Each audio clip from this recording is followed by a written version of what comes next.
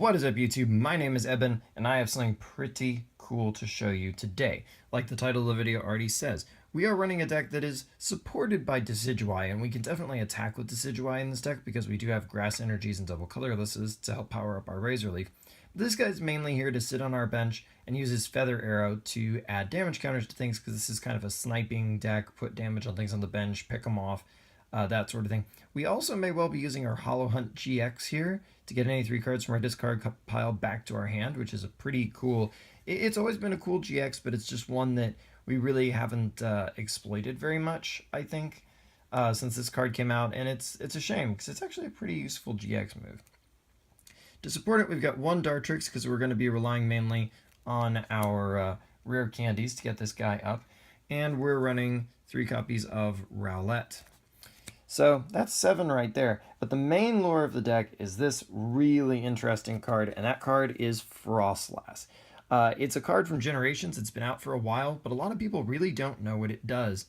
It's a stage 1 with 90 HP, so liable to get KO'd pretty easily, but that's okay. That's the whole idea with this card. It's got a 2 energy retreat. It's weak to steel, which is unfortunate because of Metagross, but once again, we don't mind if we get knocked out here. The reason is our ability, Drag Along. If this Pokemon is your active Pokemon and is knocked out by damage from an opponent's attack, which seems quite possible, then you get a coin toss chance of knocking out their Pokemon too. And since so many decks rely on EX, GX kind of things to pick up their knockouts, the ability to trade this 1 prize Pokemon for their 2 prize Pokemon can definitely pay out dividends. Now you might be saying, well, but it's a coin toss. But here's the thing. This is a 1 prize Mon. We're trying to trade it for a 2 prize Mon. So we can trade two of these for their 1. And it's still an even payout. And not to mention all the psychological effect of us messing with them. And in the meantime, yeah, they might try to Guzma around it and stuff like that. But we do have an attack we can take advantage of too. It's 3 colorless, so basically just a grass and 1 double colorless energy in this deck. We can put 4 damage counters on our opponent's Pokemon any way we like. Now, it might not necessarily be that great of an attack normally, especially on a stage 1. But what's cool is here, it allows us to apply a lot of pressure, pressuring them to try to pick up the knockout on Froslass and possibly losing all the effort they put into their attacking Pokemon in the first place by doing so, and giving us extra prizes. Froslass helps Decidueye in picking things off on the bench.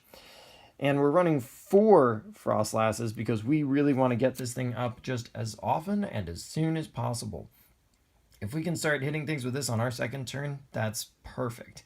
It really is a very powerful card when you come down to it. It might seem a little laughable, but give it a try. I have won a tournament with this. It was 4 rounds, plus then we cut to top 4. This deck really does put in the work. Like I say, it seems kind of illogical, but I mean, it's actually pretty flexible when you think about it. I mean, you don't even need a single energy to potentially win anyway. Snowy Drop definitely accelerates your damage, but you don't have to have it. Obviously, anyway, to support our Froslass, we're running 4 Snoruns because, well, duh. And we also have 1 Alolan Vulpix. This is the beacon one, of course, and we can bridge it and help set up our Rowlets and Snoruns. And since we're running that, there's no reason we wouldn't go ahead and run Alolan Ninetales GX as well. The Ice Blade fits our theme of sniping things on the bench beautifully. It's hard to one-shot, and that's good because its Ice Path GX can definitely punish opponents for going for that 2-hit KO on our Ninetales by just moving all that damage right onto their Pokemon. Combine that with things like Feather Arrow and Snowy Drop, and we're definitely looking at the potential to cheese out some KOs there. In fact, you might be able to make an argument that this thing and this could be their own deck in their own right, but that's a video for another day.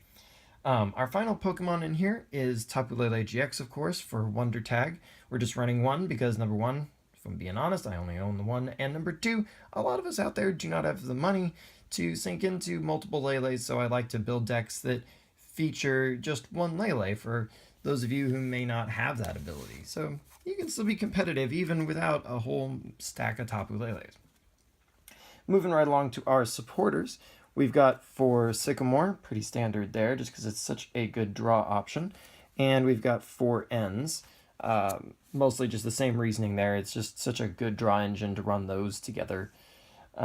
We are running the 1 Bridget, and we've got Ultra Ball Lele, and the Bridget itself is outs to getting this on our first turn, And since we don't rely very heavily on our attacking, if we get it on like our second turn or something like that, after like say Sycamoring on turn 1, that's fine.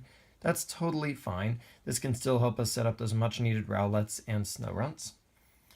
And draw support is pretty crucial in this deck, so I'm also opting to run 2 Lilies. It's really good on turn 1, but when you play out a bunch of your evolutions or you rare candy and put out that Decidueye GX or whatever the case may be, you can empty your hand pretty often. So it's just another nice card that's probably going to pick up 3 or 4 cards for us when we play it. You could make an argument, hey, let's run How, but I kind of like Lily because she's so much better on turn 1, etc. And we're also running 2 Guzmas. What's in the active slot isn't nearly as crucial for us as in other decks because we rely so much on sniping the bench. So Guzma's not necessarily as necessary, if that makes any sense. So we've just opted for 2. Don't overdo it if you don't need it, because it can be kind of a slow card, obviously, since it doesn't actually draw us cards in the early game, so that's why we're kind of minimizing it.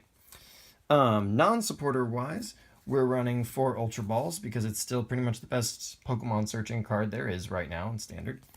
And we've got 3 rare candies. Get those Decidueyes out. Our tool of choice is going to be Float Stone, so that we can get out of the active spot if we need to. That can often be applied to our Decidueye and whatnot. And I decided to go for something a little unusual here, and I went for 4 Puzzle of Time.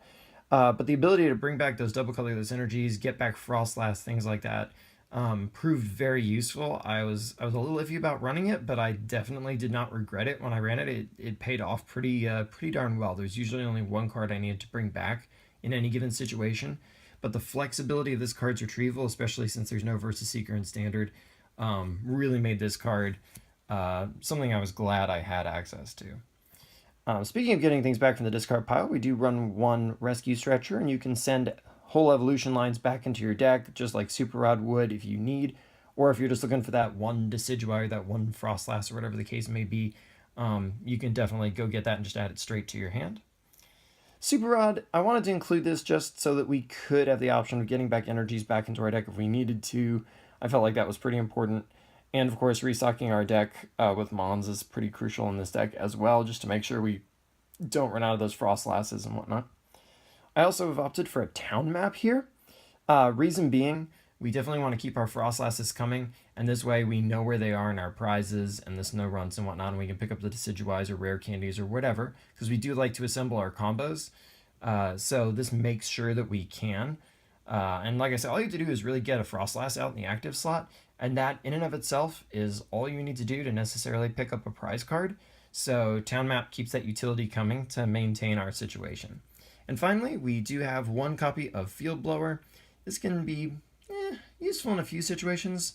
You can get rid of Fighting Fury Belts, and it can also turn Garbodor off at crucial junctures, which is pretty important, although we can always snipe Garbodor on the bench with things like Snowy Drop or Ice Blade on our Alolan Ninetales. So we do have ways to deal with it, but obviously it would be nice to be able to Feather Arrow still and be able to use the ability on Froslass to potentially knock things out. So we are running just the 1. And finally, at the end of all this, we're running our energies. We've got a count of 12 total energies. 4 of them are double colorless energies, because our deck, obviously, all of our attackers like it. It's pretty obvious. I mean, even Lele can use it if we decide to opt for an attack with Lele. And then we're running 8 grass energies, because our 2 main attackers, Decidueye GX and Froslass, attack for 3 energies, and 1 grass and 2 colorless will cover it either way for either of them. So that's the deck. Definitely give it a try. Like I say, it doesn't necessarily seem like it would be as awesome as it is, but I only had 1 loss, and it was just because my opponent really just blew the doors off the hinges and just came out swinging super heavy damage, like 100 plus on turn 1, and I got a very, very slow hand, which obviously is a bad combination in any matchup. But apart from that, I beat all kinds of things. I was really, I was a little surprised in some ways, but pleasantly so. So definitely give this a try. It'll really surprise your friends, and it's a lot of fun to play. So until next time, like, comment, subscribe, check me out on my channel. You'll find more cool videos like this, and I will see you next time.